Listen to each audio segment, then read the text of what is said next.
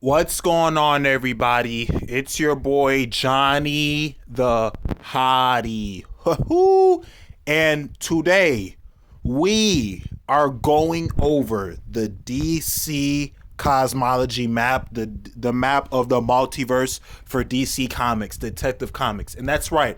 I said we because today I got my boy Jobbers and Goons. Yo, Jobbers and Goons, do you mind saying what's up to the people real fast, real quick? What's going on, everybody? It's your boy Jobbers and Goons. Thank you for that, Jobbers and Goons. Also no intro because the intro kind of cuts into how much time I have, and I really want to do a deep analysis on this. So maybe an intro in the next video.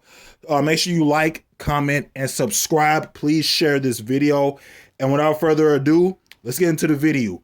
All right, so explaining the DC cosmology map, right? Now, at first, there's the micro universe or the microverse.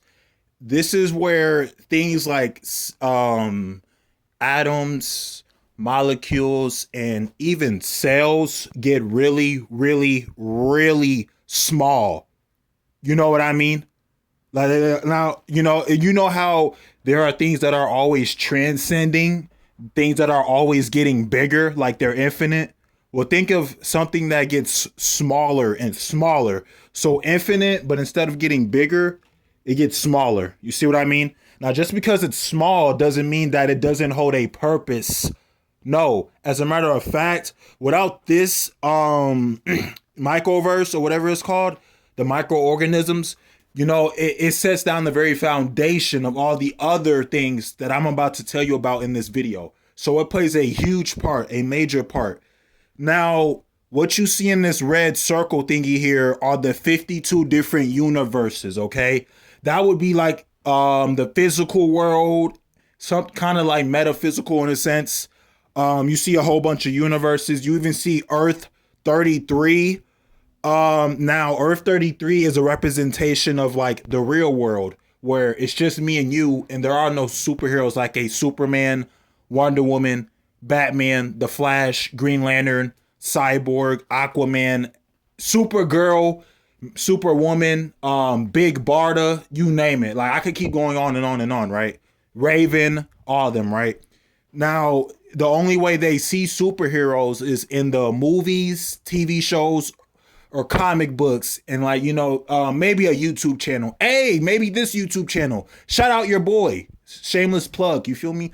So that's what you have, right? The 52 universes make up the multiverses. Now, the word multiverse has a lot of meanings, but I'm going to keep it simple, okay?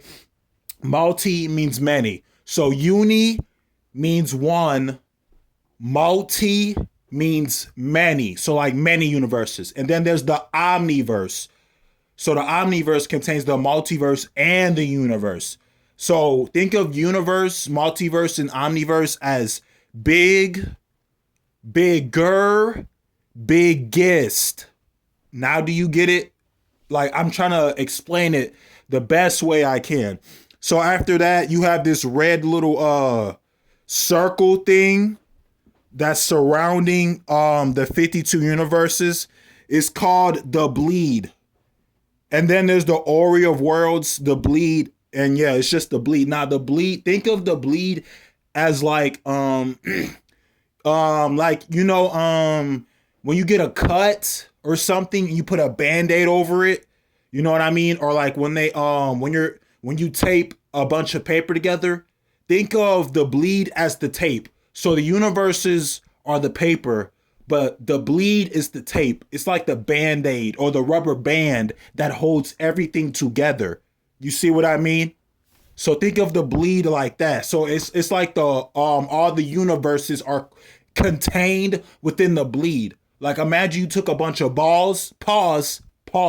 Imagine you took a bunch of balls and you put them in a box. The universes are the balls, pause.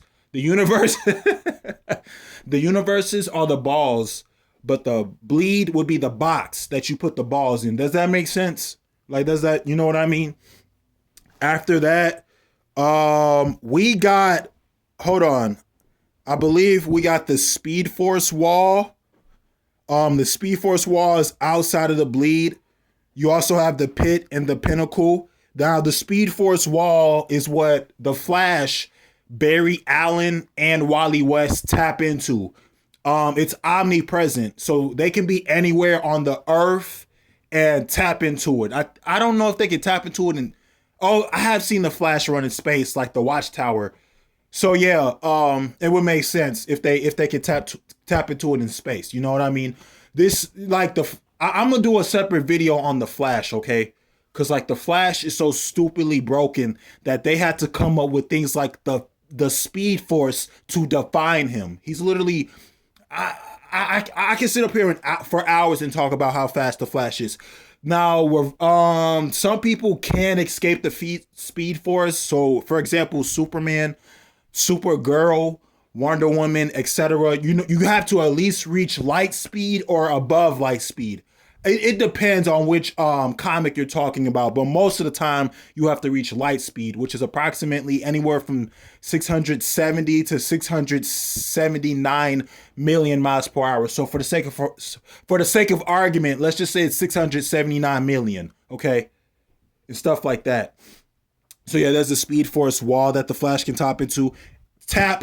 Reverse Flash, he doesn't need the Speed Force necessarily. He creates his own Speed Force. I believe I said that in my Jean Grey and Raven debunk. Go back and watch that video for in-depth description. Up next, we have the Spear of the New Gods, or just Spear of the Gods. It is what it sounds like, okay? Also, you have the Dream World, Heaven, New Genesis, Skyland, Apocalypse, and Hell. So those are all in like the Spear of the New Gods. This is where Darkseid comes from and his daughter Grail. Now Darkseid uses avatars because if he were to leave in his true form, he could literally destroy like the whole multiverse. He literally soloed the multiverse by falling. You know what I mean? And so does his daughter Grail. Damn, she fine. Let me know if you want a video on Grail, okay? Also, Big Barda comes from there. So this would explain why Big Barda is so powerful. And then you got the Furies. I almost said the Furries. Bless my heart. The Furies, you know, with Granny and stuff like that. So you got the Spear of the New Gods, right?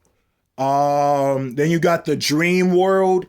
I think also the Imagination World is in here. Let me check. Let me double check real quick. Man, this quality is terrible.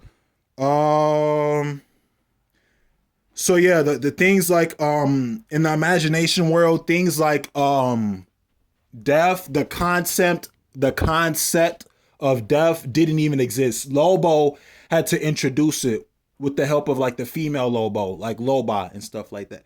You know, shout out to them people, bro. That was badass, by the way.